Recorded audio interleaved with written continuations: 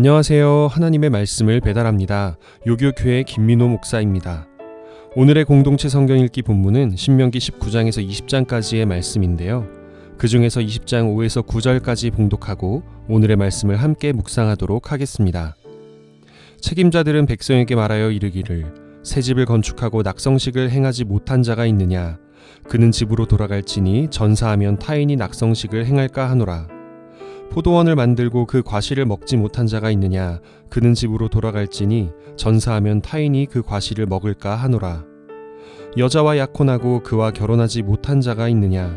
그는 집으로 돌아갈지니 전사하면 타인이 그를 데려갈까 하노라 하고, 책임자들은 또 백성에게 말하여 이르기를 두려워서 마음이 허약한 자가 있느냐? 그는 집으로 돌아갈지니 그의 형제들의 마음도 그의 마음과 같이 낙심될까 하노라 하고, 백성에게 이르기를 마친 후에 군대의 지휘관들을 세워 무리를 거느리게 할지니라.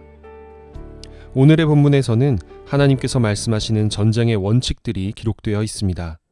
그 중에서도 5에서 8절에는 전쟁에 참여하지 않아야 할 예외 규정들이 기록되어 있습니다. 우선 새 집을 건축한 뒤 낙성식, 오늘날로 따지면 집들이 겸 감사 예배를 드리지 못한 사람은 전쟁터에서 집으로 돌아가야 합니다. 두 번째로 포도원을 만들었는데 아직 수확한 포도를 먹지 못한 사람도, 즉 농경을 시작했는데 수확물을 누리지 못한 사람도 집으로 돌아가야 합니다. 세 번째로 약혼자가 있어서 결혼을 앞둔 사람도 집으로 돌아가야 합니다. 마지막으로 마음이 허약한 사람도 집으로 돌아가야 합니다. 인간적인 상식으로 바라보았을 때 결혼을 앞두고 전쟁터에서 물러나는 것은 이해가 됩니다. 인구 증가를 위한 출산과 육아에 유리한 제도를 세우는 것이 결국 국력을 신장시키기 때문입니다. 집과 포도원의 경우 누군가가 이제 막 돌보기 시작한 부동산이 제 역할을 다 할 수 있도록 하기 위해서는 집도 밭도 주인이 주인의식을 가지고 가꾸어야만 합니다. 그래야 그 땅에 세워진 집과 포도원이 자신의 역할을 충실히 수행할 수 있는 땅값을 하는 곳으로 변할 수 있기 때문입니다. 하지만 성경은 위 세 가지 경우, 새 집, 막 농경을 시작한 포도원, 그리고 약혼자가 있는 경우에 전쟁터에서 물러나 집으로 돌아가야 하는 이유를 이런 현실적인 것에서 찾지 않습니다. 성경은 이렇게 얘기합니다. 그것을 다른 사람이 취하지 않도록 하기 위해 집으로 돌아가라. 인구 증가를 위해서나 땅에 세워진 건물이나 만들어진 밭이 제 역할을 할 수 있게 하기 위해서가 아닙니다. 이런 공공의 이익을 위해서 전쟁터에서 물러나라는 것이 아닙니다. 각 개인이 누려야 할 권리를 남이 누려서는 안 되기 때문에 공동체가 아닌 자기 자신, 개인을 위해 집으로 돌아가라는 말입니다. 이는 한 공동체를 이끄는 지도자의 입장에서는 허용하기 힘든 일입니다. 군인의 수로 전쟁의 승패가 갈리는 고대 사회에서 전체를 위해 개인이 희생할 수는 있어도 개인을 위해 전체가 희생하는 것은 사실 말이 안 됩니다. 하지만 모든 이스라엘 백성들을 사랑하시는 하나님의 입장에서는 반드시 실천해야 하는 일이었습니다.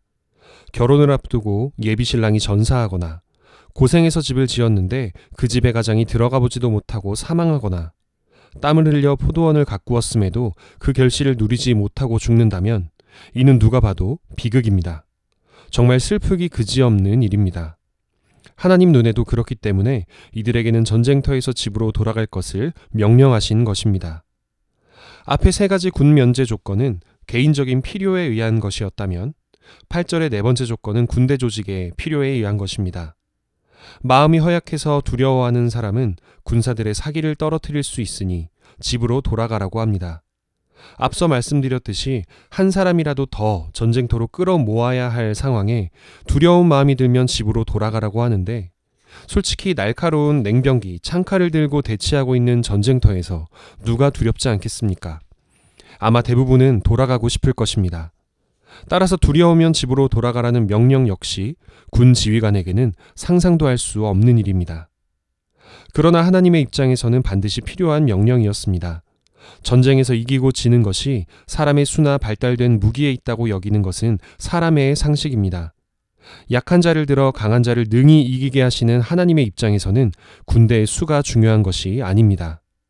하나님을 따르는 군사들이 하나님의 말씀을 굳게 믿고 그 약속을 신뢰하며 용기 있게 순종하는 사람들인가 아닌가가 중요했습니다. 훗날 사사기 7장에 나오는 기드온도 이 법에 따라 군사들을 정리합니다. 그러자 32,000명에 모였던 군사들 중에 두려워하는 22,000명, 무려 모였던 인원의 3분의 2가 넘게 집으로 돌아갑니다.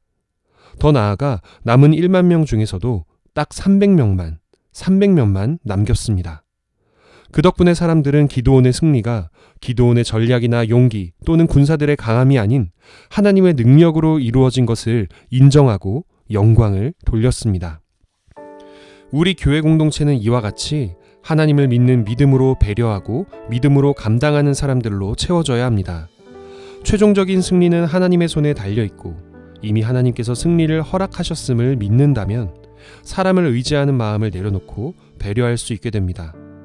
반대로 하나님의 말씀대로 살아갈 때 반드시 하나님께서 베푸시는 은총과 승리를 내가 경험하게 될 것이라 믿는다면 그 믿음 위에서 남들이 힘들어하고 피하는 일도 책임감과 기대감을 가지고 감당할 수 있게 됩니다. 교회는 세상의 국가나 기업과 달리 하나님께서 왕으로 계신 공동체입니다.